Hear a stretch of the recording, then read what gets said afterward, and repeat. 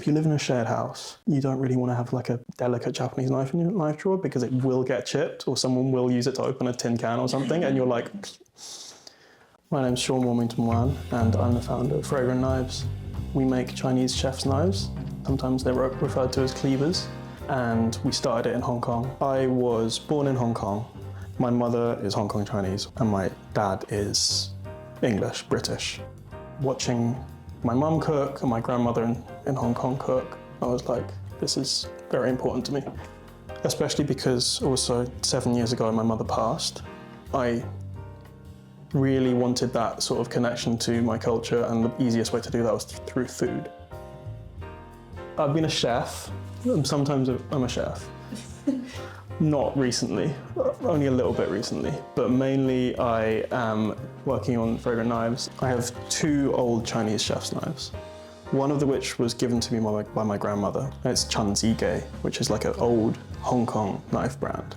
And that one's from the early 80s. I'll show you.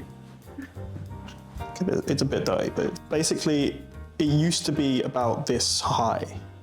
And over time, it's been sharpened down to about this high. And all of this bit, because it was used to crack things open or open things or whatever, is like ground away. So it's basically smooth and it's very beat up. It's all one piece of metal. It's pretty cool.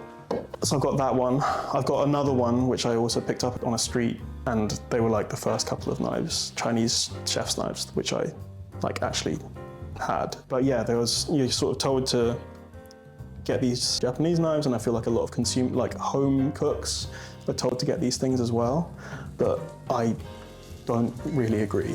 I feel that like Chinese chef's knives are a really, really good tool for a domestic chef because they are less fussy than like high-grade Japanese knives.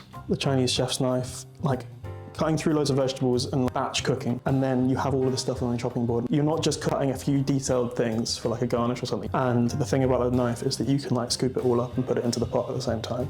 So you've got like a knife and a bench scraper in one. I hadn't seen much representation of like Chinese knives outside of Chinese kitchens, British-born Chinese or like Chinese immigrants in the UK, and some intense knife nerds on Reddit. There are those heritage brands in Hong Kong and in China, which are making Chinese chef's knives by the billion, but they're mainly making them for the domestic market. And they're not advocating for them in the same way that I want to be advocating for Chinese chef's knives in the West. Initially, I was like, wow, I don't need to make a knife myself, but my reference point was the old knife that I'd been given by my grandmother. I wanted to make a knife which used the more advanced stainless steel.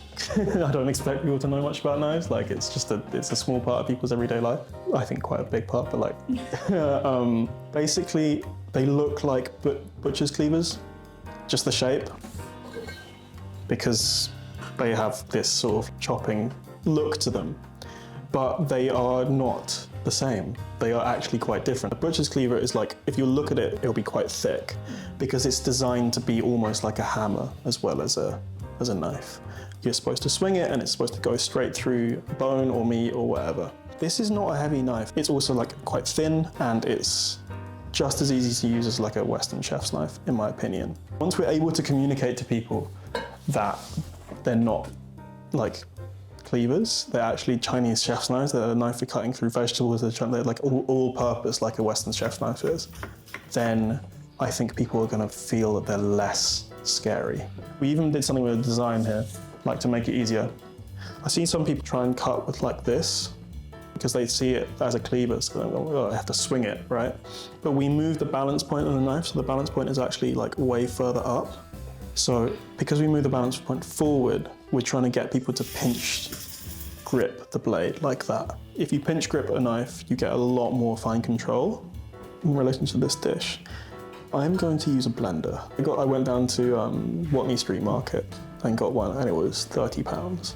That's ridiculous. Like, you've got like a motor and you've got a blade and you've got like multiple attachments, and you can get it like just off the street for 30 quid. If you told my grandmother that when she was, 10 years old or 15 years old in 1948 or whatever, that would be ridiculous. She still has like a pestle and mortar. Which one's the pestle and which one's the mortar? I actually can't remember. I was like, I knew this once. And it's like built to last. It's actually ancient The convenience of this is ridiculous. I'm just going to use a blender. I don't have time to be like doing 25 minutes of like grinding up. But that means I actually don't really know how to use a pestle mortar that well. I have definitely lost that skill between generations. And the experience of being someone in diaspora means that you usually don't get the ingredients in their pure form, in like their fresh form. But I feel either my grandmother would know these kind of things, and we have lost that element. And I'm not saying whether that's good or bad, because there's still holders of that sort of knowledge and skill, luckily. But that kind of motion and that kind of knowledge is lost.